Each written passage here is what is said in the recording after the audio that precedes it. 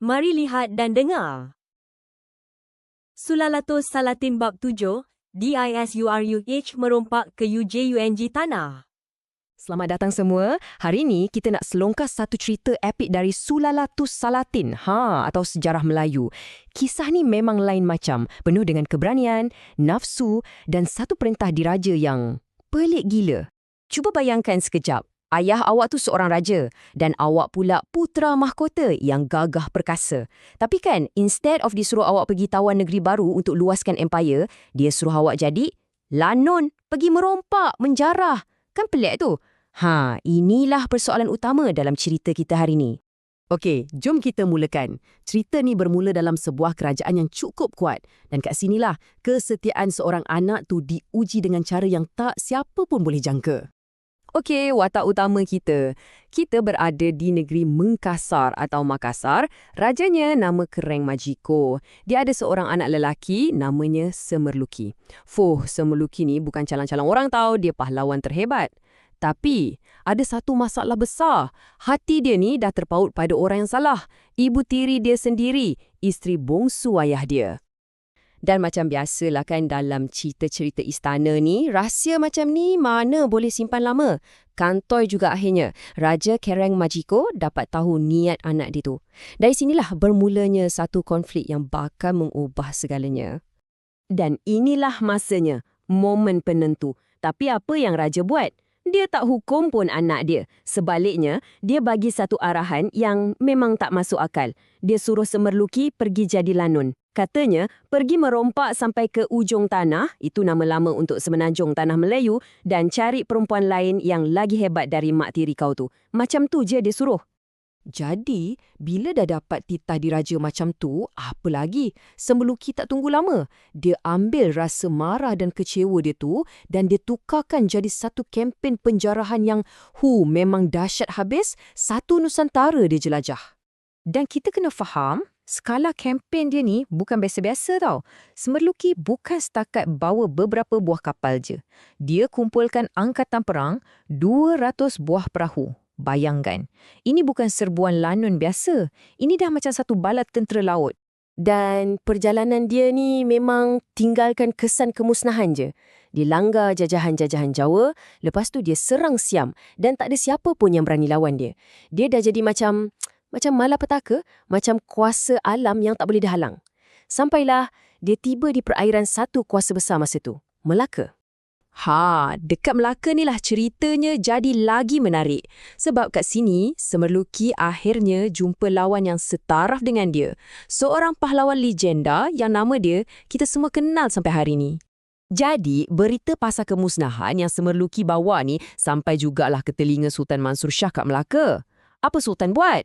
Baginda tak fikir panjang. Terus hantar panglima terhebat dia, iaitu Laksamana yang kita semua kenal untuk pertahankan Melaka. Pertempuran kat Laut Melaka tu memang dahsyat. Dikatakan langit sampai jadi gelap sebab penuh dengan anak panah dan damak sumpitan. Tapi, tentera Melaka ni banyak yang tewas sebab satu benda. Sumpitan beracun orang Mengkasar. Senjata ni baru bagi diorang dan masa tu, diorang tak tahu lagi apa penawarnya. Tengah-tengah huru-hara tu, Semerluki pun gunalah taktik kegemaran dia. Dia arahkan orang dia baling sauh terbang ni ke kapal Laksamana. Sauh terbang ni macam cangkuk besar lah untuk tarik kapal musuh rapat. Dan cangkuk tu mengena. Kedua-dua kapal mula ditarik dekat untuk pertarungan penentuan. Tapi, kita kena ingat, ini Laksamana. Dia bukan pahlawan biasa. Dia nampak je sauh tu, dia terus jerit suruh potong tali tu. Lepas tu, Laksamana lancarkan serangan balas yang cukup-cukup hebat sampai angkatan Semerluki hancur teruk. Semerluki terpaksa undur. Dan inilah kali pertama, putera lanun ni rasa apa itu kekalahan. Okey, walaupun dah kalah sekali, Semerluki ni tak patah balik. Dia tak serik. Dia teruskan lagi perjalanan dia ke utara, menuju ke Pasai. Dan kat sana, dia bakal jumpa seorang lagi pahlawan. Tapi pahlawan yang ni, cara dia berlawan sangat-sangat berbeza. Bila sampai je kat perairan Pasai, macam dia jauh pula. Angkatan Semerluki sekali lagi kena tentang. Kali ni, lawannya seorang panglima nama Raja Kenayan. Pertempuran pun meletus dekat Teluk Nerli. Semerluki sebab dia yakin sangat dengan taktik dia, dia pun buat benda yang sama, dia suruh orang dia guna sauh terbang lagi.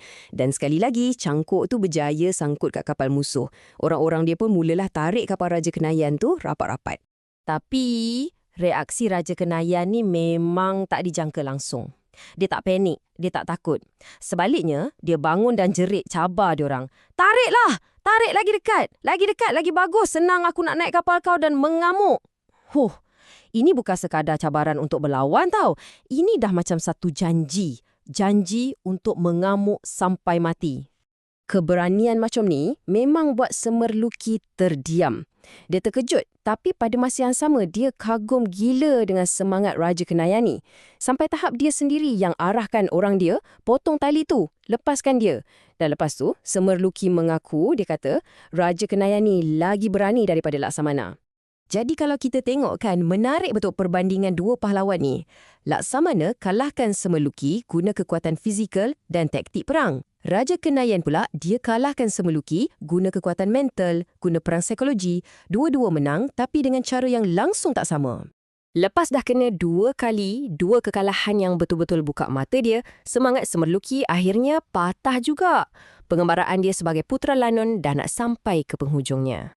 Dengan saki-baki kapal yang dia ada dan masih lagi dikejar oleh Laksamana, Semerluki akhirnya sampai ke satu tempat yang dipanggil Selat Ungaran. Dekat sinilah, dalam keadaan yang terdesak, dia buat sesuatu yang akan diingat sampai bila-bila. Apa dia? Dia ambil sebiji batu dari kapal dia dan dia campak batu tu ke dalam laut. Lepas tu dia pun bersumpah. Hanya bila batu ni timbul balik, barulah aku akan kembali ke laut ujung tanah ni. Maksudnya apa? Maksudnya dia tak akan kembali lagi. Sumpah dia tu sumpahan untuk selamanya. Dan sinilah menariknya macam mana sebuah legenda tu boleh melekat pada nama satu tempat. Tempat dia lafazkan sumpah tu, sampai sekarang orang panggil Tanjung Batu. Kata hikayat, batu yang dicampak tu masih ada kat dasar laut tu. Jadi saksi bisu sumpah seorang putera Lanun. Cerita ni tinggalkan kita dengan satu persoalan yang best untuk difikirkan. Siapa hero sebenar? Adakah Semerluki yang jadi Lanun sebab taat pada perintah raja dan sebab maruah dia tercalar? Ataupun Laksamana yang menang guna strategi perang? Atau mungkin Raja Kenayan yang menang hanya dengan keberanian dia? Nampak tak? Dalam cerita macam ni, wira dan kemenangan tu ada banyak bentuk. Jadi, saya nak tanya anda, mana lagi hebat? Kemenangan di medan perang atau kemenangan semangat? Cuba fikirkan. Selamat